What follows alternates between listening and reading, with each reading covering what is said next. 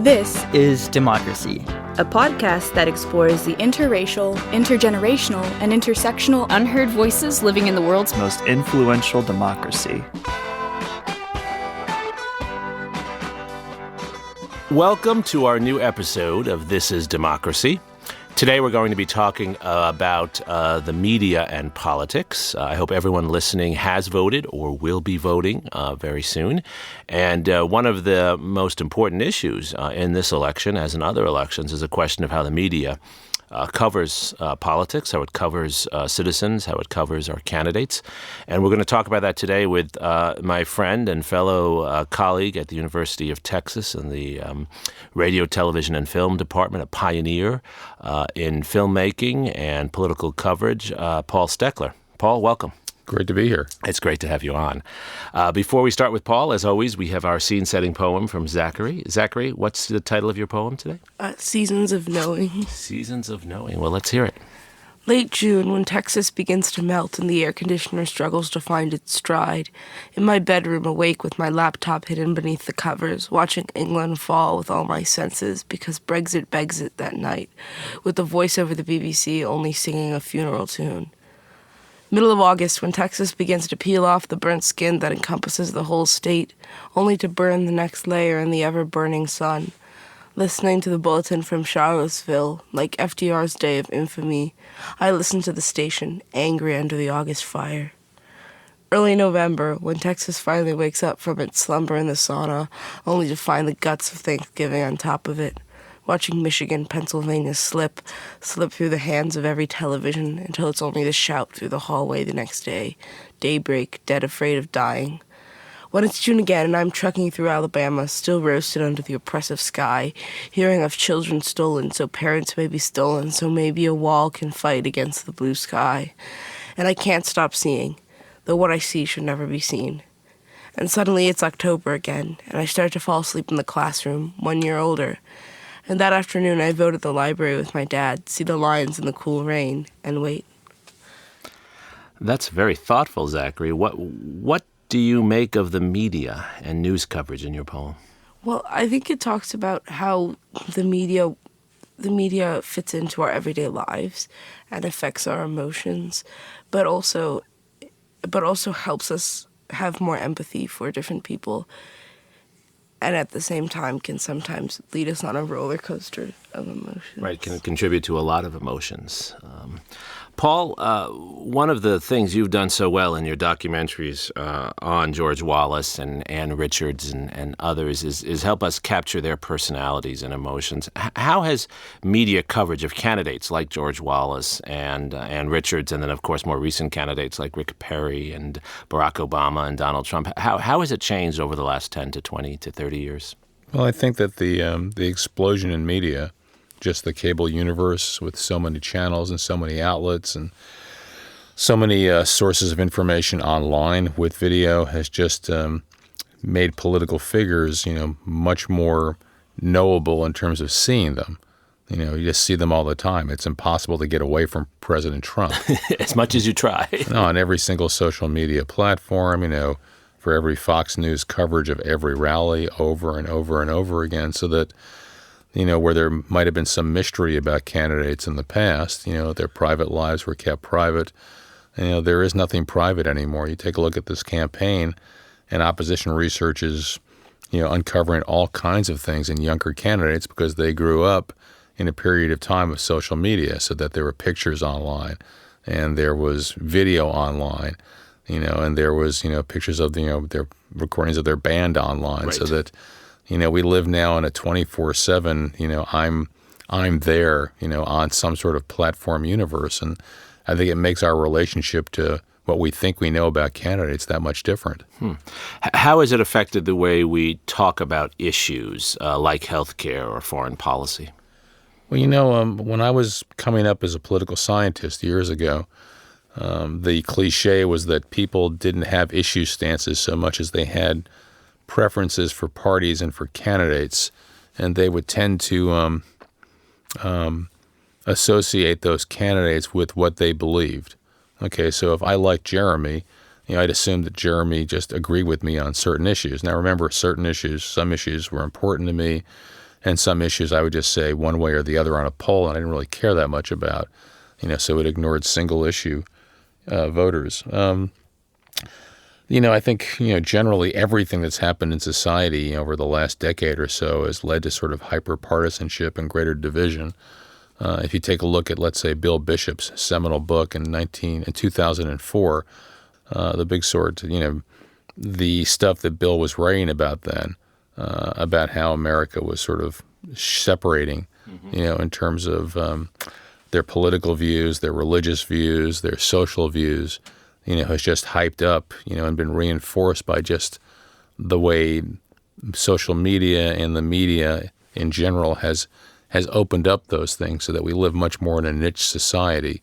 So I think everything has tended to split us, if that makes sense. Sure. And what's interesting to me about your saying that is your own work has shown how partisan and divided Americans have been for so long. Take, your favorite candidate, George Wallace, right? Right?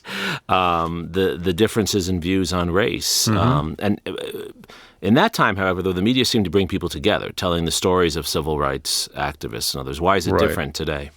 Well, back when the civil rights movement happened in the 1960s, there were only 3 major networks. Even PBS didn't exist at that point, so you didn't have many venues to go to. And people actually read newspapers. There were lots of newspapers when I was growing up. New York had, they must have had at least 5 or 6 major newspapers. We were a Journal American family. You try to find New Yorkers that even know what say Journal American, what that actually is. They had a really good sports section. Gotcha. If you were a Yankees fan, so that there was more of the possibility of having a conventional view of something. Right. There was a concept that was really important, again, when I was in graduate school, called the socialization of power. It was a concept that was written about by a guy with a fabulous name, E.E. Schatznyder. Oh, sure. Famous political scientist. Yeah, I think from Wesleyan University, and he wrote a book called The Semi-Sovereign People. Yes. And the concept was that, let's say there's a political fight between me and your son, okay? And, I'm on one side, he's on the other side. But I've got all the ammunition. I've got all the people on my side, or the lobbyists, or the, more power. Okay, well, I win that fight unless your son is able to socialize the conflict. Right. And to bring in a larger audience to be able to put more weight on his side. Okay, and there are classic examples of this in the 1960s. David Garrow, in his, again, seminal book, Protest at Selma, applied Schatznyder's view to what happened in Selma, Alabama, where left to their own devices, Southern blacks would not be able to vote. So if they get themselves on national TV getting beaten up, by mounted police, all of a sudden a national audience, is disgusted by it, watching it on TV that night on Sunday, and all of a sudden the Voting Rights Act happens, pushed through by President Johnson at the time. That kind of thing, the whole rise of the environmental movement, the rise of the feminist movement, all these things, happened in the 1960s, and I think they were powered to a certain extent, not only by social changes, but by a media atmosphere which made it easier to be able to figure out where to be able to illustrate what was going on, to be able to socialize your conflict. Today, it's just, it's much more difficult. It's kind of like people have their own places to go to be able to watch and to be able to watch people they already agree with. I know this is a cliche, Jeremy, but, the entire society has become much more niche. Right. And I live in one universe and somebody else lives in another universe, and, it becomes increasingly hard to even talk about it, let alone be able to have some sort of a dialogue. And you don't see the same dynamic, though, from Schatznyder and the semi-sovereign people with the Me Too movement and Black Lives Matter, and perhaps on the other side with many of the white supremacist movements. How different is that? Well, I think, to a certain extent they are niche-oriented towards, their niches may be larger, but they come with, I think, a much greater amount of partisan division, racial or gender division that we've seen in the past, and there's obvious, backlashes on this as well that are fed, again, by going to your own corner. Right. And going to your own corner. I think a lot of Democrats, I think, have been very surprised that in the aftermath of the Kavanaugh hearings, what's the political legacy of that? Well, the political legacy short term may be the re-election of a Republican Senate. I mean, who saw that coming? Right. You know, I'm actually wondering if Dianne Feinstein sat on that letter, you know, because being an experienced politician, she took a look at this and she said there was a moral choice, you know, but this was a political loser for the Democratic Party. Right.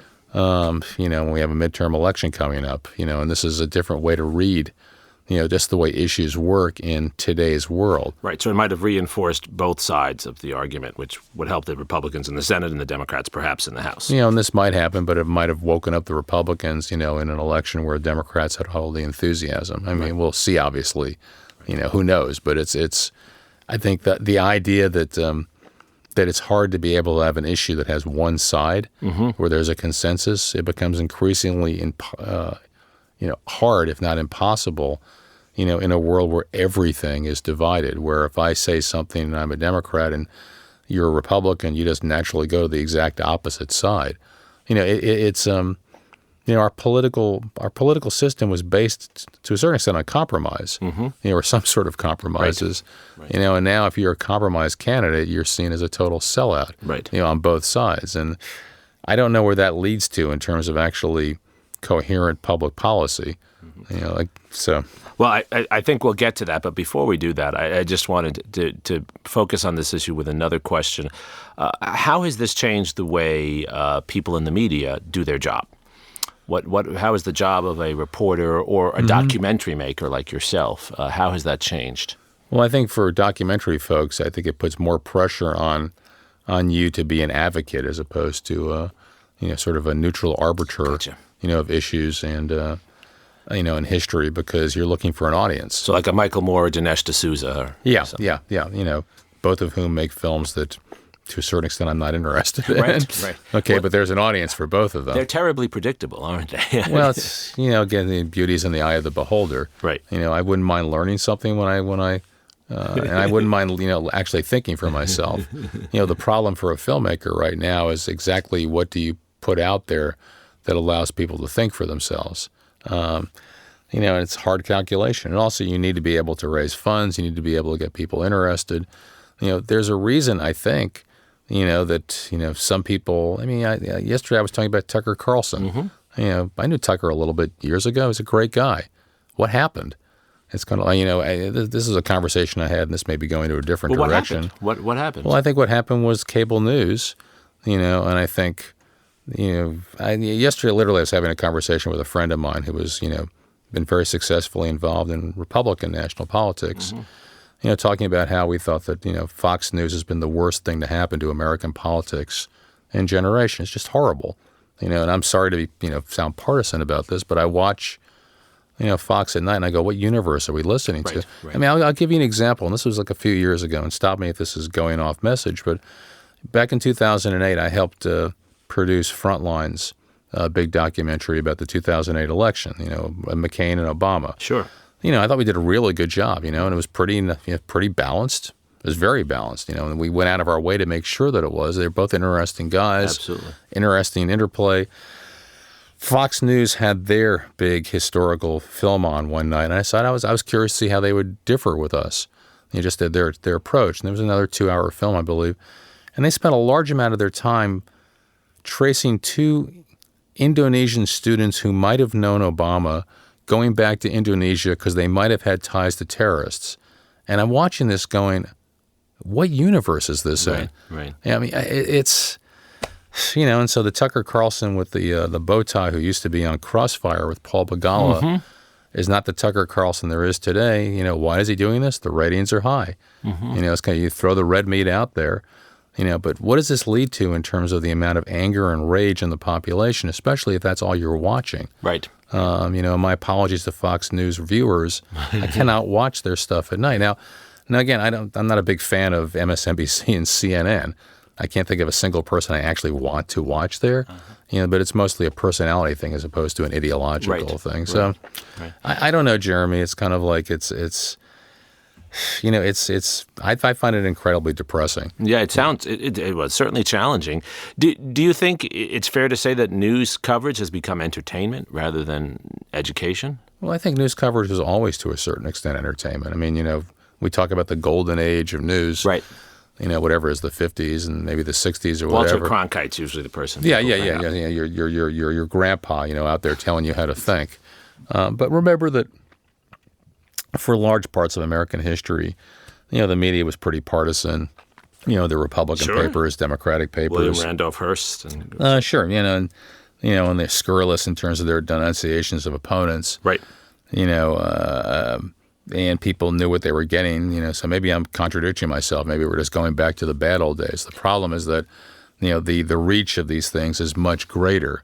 Where you wake up in the morning, you have your coffee, assuming there's water to have coffee with it, and you go to your favorite blogs, you go to your favorite websites, so every morning I get up and I, before my eyes are even open, I go to Politico, I go to 538, I go to the Washington Post, I go to the New York Times, and of course I go to SportsIllustrated.com. That's where you start. I know. Well, yeah, but now that the Yankees are out, it's kind of like, why would I care? Who cares about the World Series? Red What's Sox. that Boston team called again? Yeah. But I think everybody, everybody else who does this. Now, remember one thing: most Americans are not as obsessed with this stuff as I am.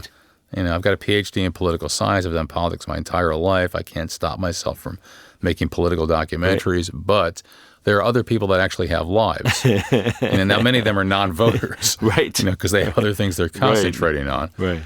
So that, but I do think it's interesting, in terms of what the future in terms of media might be. I have no idea what's going to happen with Beto O'Rourke, okay? But his campaign has been really fascinating to watch, if you believe that the future is less TV commercials and more Facebook Live, where you were talking about how we know our politicians. If you were following Beto O'Rourke, you got to know him as much as almost his immediate family. Right. Where he's just Facebook Live as he's driving from city to city around here, waiting for a Whataburger and playing the air drums. Or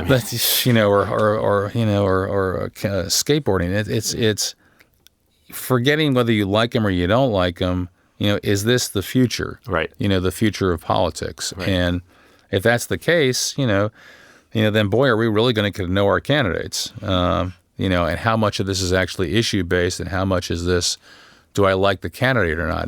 Do you want to see Ted Cruz, Facebook Live, hours on end?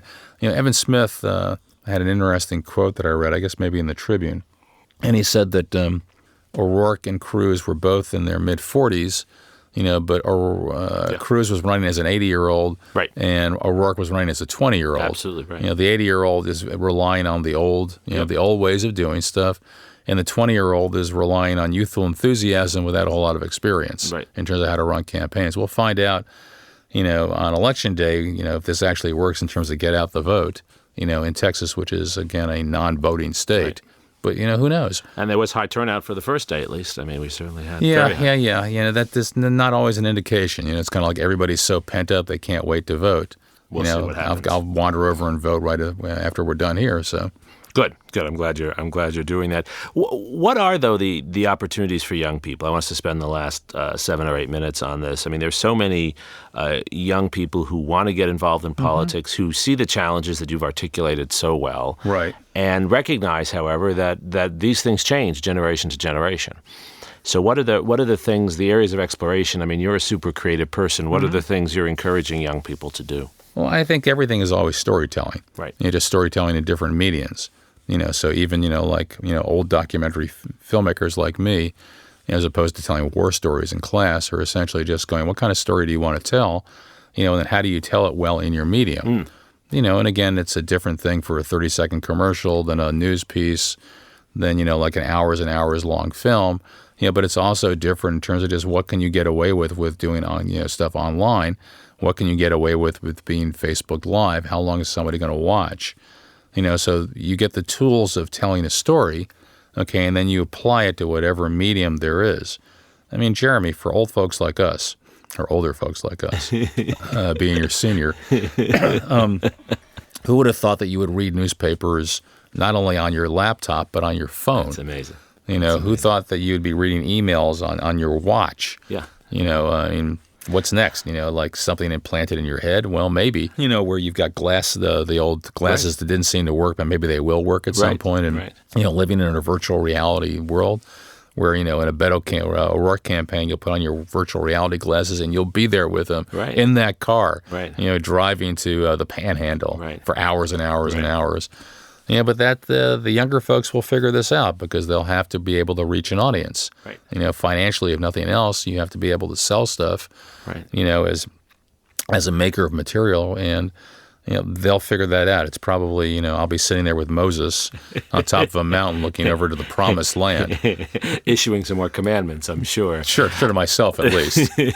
What about the nature of storytelling, though? I know something you've thought a lot about, because with each change in the nature of the media that you've gone through so well here, the way stories are told changes. Yeah, I don't want to go Joseph Campbell here, with the hero with the ages or whatever, but stories depend on characters. Right. Okay. I think there's something to Campbell's work, actually. Oh yeah, of course. Yeah. But it's the stories depend on characters, compelling characters. Why do you like the movie that you just saw? Okay, because the character spoke to you. Mm-hmm. There's something about them that compelled you, and it works the same way in politics. Again, I don't know, what's going to happen in the O'Rourke Cruz race. I really don't. But I've never seen anything like, what's happening, with the sort of general, hysteria of his supporters around Beto O'Rourke. Right. The guy's got something. And I think when you see that, and there were other candidates that have that, quite frankly, Donald Trump, won without the popular vote in 2016 because he was a very unique character. Right. And the news media couldn't stop covering him because it was kind of like, what will he say next? Right. So political elites might look down and go, oh, he can't win after saying that. He can't win after saying that. And just kept saying it, and so that he created his own persona. Right. Okay, so we're talking about stories that are really driven by characters that, we can't stop watching. And isn't there always, in different times, in different media spaces, isn't there always the allure of the story of youthful integrity and new frontiers? I'm thinking of Theodore Roosevelt, John F. Kennedy, Barack Obama, Beto O'Rourke, right? Yeah. Of course, then how do you explain, 70-ish, year-old Donald Trump winning the presidency? It's always the eternal cliche battle between experience counts and it's time for a change. Right. But of course, Trump was running against another 70-year-old. Sure. I mean, that might have been part of the issue, right? That there was no youthful alternative. Yeah, sure. It really depends. It's kind of like, you always have a sense of which candidate, has more of a bump, because of those, personality traits, that kind of youth, whatever. But every campaign is different, and there's some younger candidates who are duds, and there are some old folks that are just very lively. Right. There's no one way of looking at this. But I think in terms of stories, again, you're looking for characters that are compelling and they have a story to tell. Yes. And every presidential candidate now has a book. Right. It's the same book. Right. Over and over again. We all struggled. We were all born in a log cabin. Right. So I saw Ken Burns's film, Huey Long. I was showing in class the other day, and Huey used to talk about being born in a log cabin. They had a picture of this log cabin. It was like a 3-story building. Exactly. His sister laughing about how, it had logs in it. A luxury log cabin. Yeah. But, I mean, this is the strength of your work, of course. I mean, because George Wallace and Ann Richards, 2 very different people, and Molly Ivins, 3 very different people. I mean, these are larger-than-life characters. Sure. And that's why you're drawn to them. As a filmmaker here in Austin, I never would have guessed that I would have gotten to know on some basis Molly Ivins and Ann Richards, in the film that we just finished, the short film Molly and Ann, makes use of footage that we shot of them, in the years right before they passed away. Ann Richards, governor, of course, of Texas, and Molly Ivins, the great columnist and humorist. Yeah, and they were larger-than-life characters. They really were. That's partially why, they were so compelling to people then and why so many people remember them now. So they're wonderful subjects. As a filmmaker, you want to be able to work with material of people that were that interesting, and also there's some sort of visual record to be able to make something out of. They're really interesting, and they matter, right? Yeah. Those things together. So the last question I wanted to close on, and I think it sort of is in the architecture of everything you've said so well today, Paul. There's a mystery about all this. I mean, you've been studying this all your life. You have a PhD in political science, and in the best way. I mean, someone who's actually really studying politics, not political theory. And you've covered this in so many ways. But yet, as you said so many times, we really don't know what's going to happen with Beto and Cruz, and we really don't know what things are going to look like in the media space in the next few years. Why does it remain so mysterious? Because people are mysterious. It's God, who was it that wrote My Antonio? Willa Cather? I think that's right. Yeah, there's a wonderful quote. I should remember this. It's hanging over my desk where it says that people tell just 2 or 3 stories, but they tell them over and over and over again. Right. And they always differ because of the internal passion and the characters they bring with it. We're not all that different. We were born, we live, we die, we have relationships. And some of them are just more interesting than others. Yeah. Every life is interesting. Every life has a narrative. So that there's always a mystery. There isn't a mystery to where it eventually ends up, but there's a mystery in terms of just how that life gets led. Which choices do you make? Which goes one way and which goes another way? For me, as a political documentarian, that's what I try to work on. Why did somebody do something and not do something else? Why was a choice made here which changed history? Or won an election, and what was the consequences of winning that election?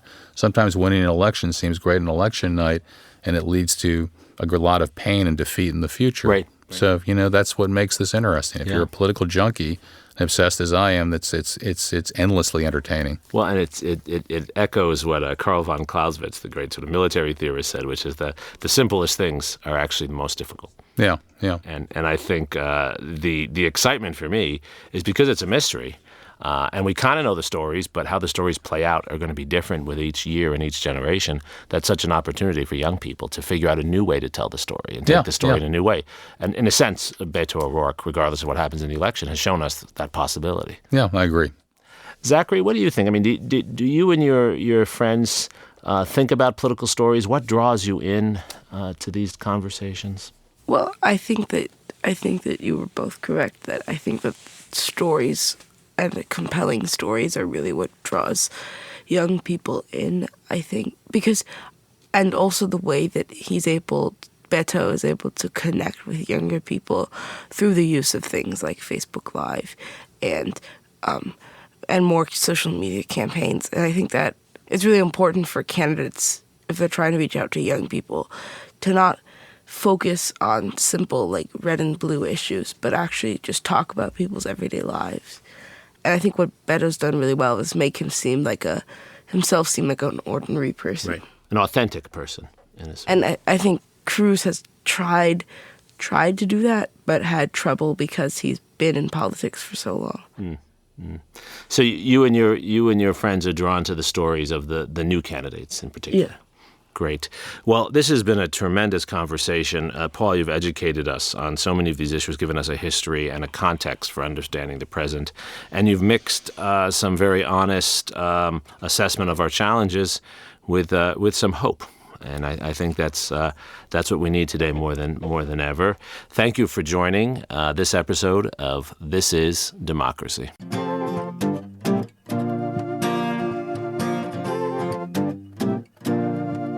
This podcast is produced by the Liberal Arts Development Studio and the College of Liberal Arts at the University of Texas at Austin. The music in this episode was written and recorded by Harrison Lemke, and you can find his music at harrisonlemke.com. Subscribe and stay tuned for a new episode every Thursday featuring new perspectives on democracy.